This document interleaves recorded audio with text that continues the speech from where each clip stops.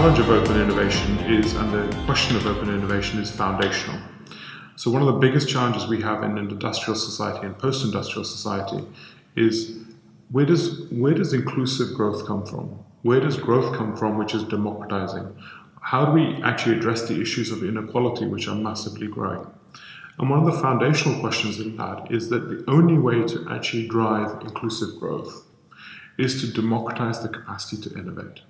Democracy is not this, is not the vote. Too often we think about democracy as do you have the vote? And one of the big challenges I want to put down is democracy is the democratization of agency. Now, in order to democratize the capacity to innovate, I think one of the big revolutions that we're seeing is the mechanism of how we drive innovation, not just at the CEO level, but actually in the supply chain and the systems level as a whole. And open innovation actually sits at two levels. One, actually, it is how do we ensure historically that every part of the system innovates? And two, actually, how do we ensure that the benefits of innovation aren't captured within small organizations or captured within organizations but spread widely? This means that the future is not only about high-tech startups who stand in front of you and say, hey, we're going to build this next Google. What's interesting is, I don't know if you know the Royal Society of Arts, Arts, Science and Manufacturing in the UK. This was an institution set up in the 17th century. This was an institution set up in the 17th century which was giving prizes for brushes. You know, brushes to clean things? To how fast you could clean a factory floor.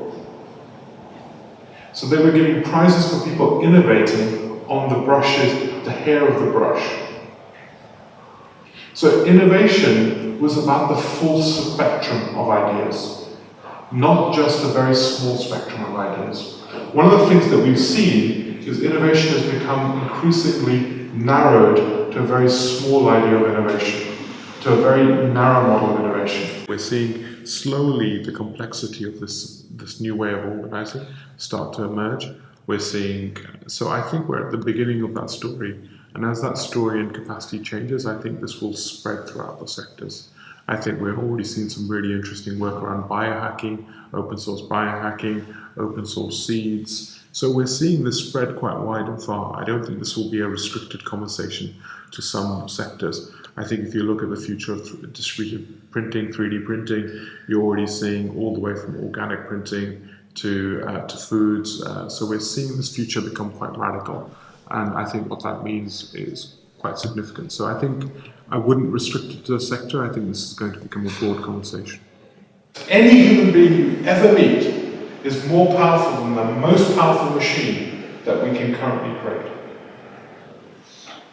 Yet, I think we treat them worse than most of our laptops. And why I bring that to the table is that if you want to actually unlock the next model of value, I think the challenge is to unlock our humanity in a way that we've never seen before.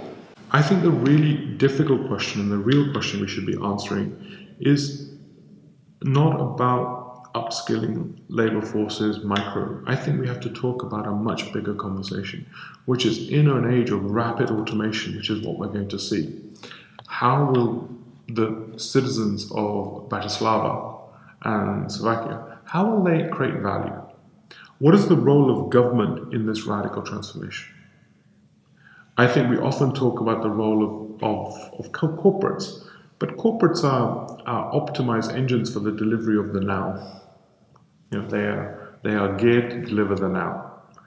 And their path dependency is very clear. They will automate as quickly as they can and as viably as they can. It is what they have to do. It's not even in their gift. So then the real structural question is, how do we actually create the institutional infrastructure to unleash the full capacity of citizens? That is not a question for current business. That is a question at the heart of government. And I think, in my view, and we put out a pretty radical paper, which said that government should be investing, setting up a big fund for radical automation, driving automation, so Controversially, we think we should be destroying bad jobs as quickly as we can. At the same time, we should set that up as a sovereign wealth fund so the benefits from that can be actually given as dividend to citizens, right? So it's a mechanism to use automation to create value, but to benefit. At the same time, we need to invest in massive institutional reform. We train people to be robots, bad robots, because humans aren't very good robots. But we try to train them to do what we tell them we want them to do. This is your role, you are this. And that role definition is a means of organizing. If someone can define your role, they can largely be done by a robot. The beauty of what it means to be human is actually you can care, you can create, and you can collaborate. And you can be contextual. Care, collaborate, be contextual, and you can create. These are the kind of foundations of the new economy. I think the big challenge will be for government to sit and build the institutional infrastructure to unleash that human capacity. Here's the latest science. Your mind is actually not here. Your mind is firstly distributed throughout your body. So you have 68 million neuron cells around your heart. You have neuron cells in your gut. That's your physical mind, right? Then you also have actually microneural cells all the way through your physical body. The second part is that, so the physical distribution of your brain. The second part, which is even more challenging, is your mind is not even in your physical body. It is actually a social product. So there's a really beautiful book called The Knowledge Illusion, which I invite you all to read, because I think he articulates this point very, very quickly. Now, the reason why I want to bring that up is that increasingly we think about things through the idea of the individual or the single object. But actually, this is actually a perfect illusion. It was a brilliant illusion of the Newtonian Enlightenment. It was a brilliant illusion that allowed us to create massive wealth for the last 300, 400 years. But that illusion is coming to an end. Because what we're starting to realize is that illusion is not sufficient to describe the world and the nature and complexity of the world. So whether you talk about climate change or whether you talk about financial crisis, you start to realize that we are not isolatable individual systems.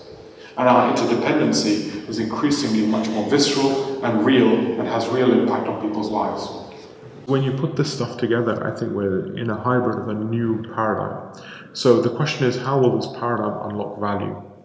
And in a way, I think whether it's government or whether it's a societal business case or whether it's a private business case, historically that's always been the story.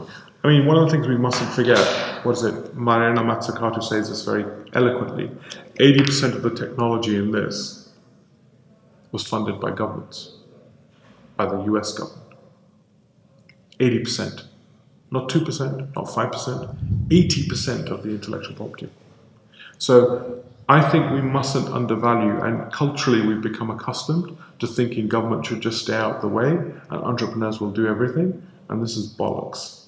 The reality is, even if you look at the US, which is heralded as this kind of big innovation engine, the role of societal investment in research and development is foundational. It's foundational to change. So I think US has the largest R&D spend of pretty much any country per GDP capita, which people often don't talk about. So the role of government is foundational in driving change. And I think increasingly what we're seeing in complex multi-actor problems, we're going to see the growth of the role of state or societal business cases in this future. And the biggest worrying thing is that these conversations are being had at the most senior levels in places like Dubai and China. But across Europe, there are marginal conversations. And that deeply worries me. Deeply worries me. Because I think the scale of change we're about to witness is so profound, and yet we are not able to we're not able to have the right conversation with ourselves. And this is not about burning regulation or burning red tape. It's about radically reimagining it. Radically reimagining the role of government in the 21st century. I think we're going to reimagine policy in a kind of digitally automated compliance. What does compliance look like and customer safety look like in an API-driven world? So I think there's a massive opportunity for us to talk about change together, rather than change being about entrepreneurs and let government get out of the way. This is an illusion. So I don't personally like to stand in rooms where we are talking about government get out of the way and entrepreneurs drive the future. This is a symbiotic relationship. We need entrepreneurs and government to be working together to radically reimagine this stuff. Policy, regulation, all of this stuff is important. Let's reimagine it for the 21st century, for a digital economy. Let's work together into this future. This is not about either rules. And I think that requires a different mindset in this process. With that, thank you very much.